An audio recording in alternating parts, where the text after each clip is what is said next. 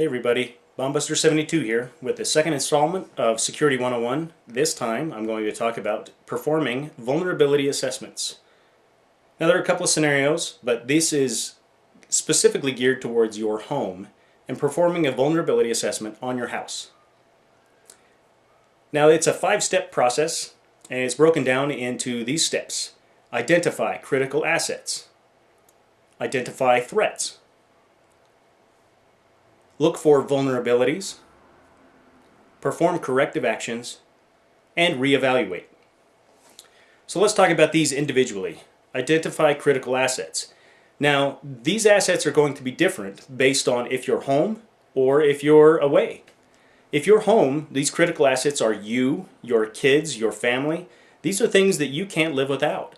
It would be a horrible thing to have something happen to your family.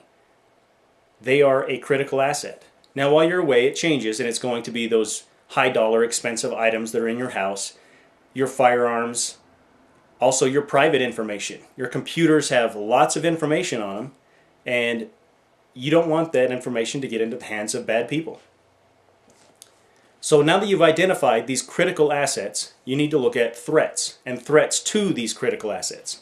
These threats could be from burglars. If you're away from your home, somebody breaking in, stealing your stuff. Home invasions.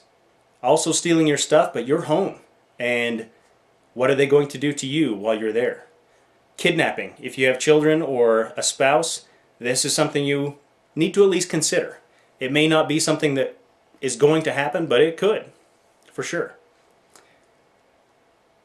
After we identify these threats, we need to do a walk around and look for vulnerabilities. Vulnerabilities of our home. These could include windows that don't lock correctly, windows that have air conditioner units in them. These are a huge vulnerability. There is a way to lock these into place. A lot of people don't do that because they take them out in the wintertime. Can't be bothered with actually locking these into place.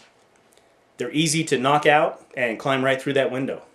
Also garage doors. Garage doors are a big thing.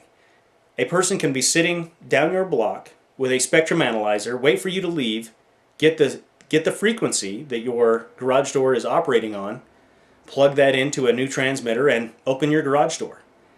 New garage door openers are a lot more secure than the old ones. The old ones, it was easy to do, and most people don't lock that door that goes into the house from the garage. They think their garage door is good enough. After we've looked for vulnerabilities, we need to perform corrective actions. Now, in my first video, I talked about the 4 Ds: deter, detect, delay, and decisive action.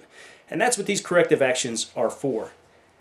These are the things that we need to do to address the vulnerabilities and the threats that we perceive. Now, after we put these into place, we need to reevaluate and make sure that they're working. And don't assume that things are fine just because nothing's happened.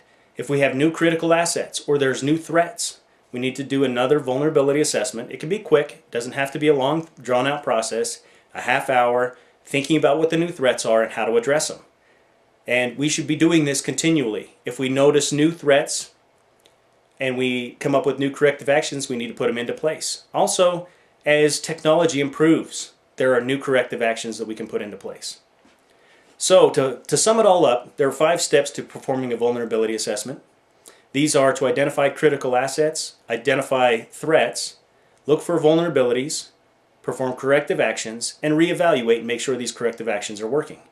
So, I just want to tell you guys that I hope you're safe out there. I hope this helps. And if you like my videos, be sure to subscribe right up here. Until next time, this is Bombuster72. Be safe.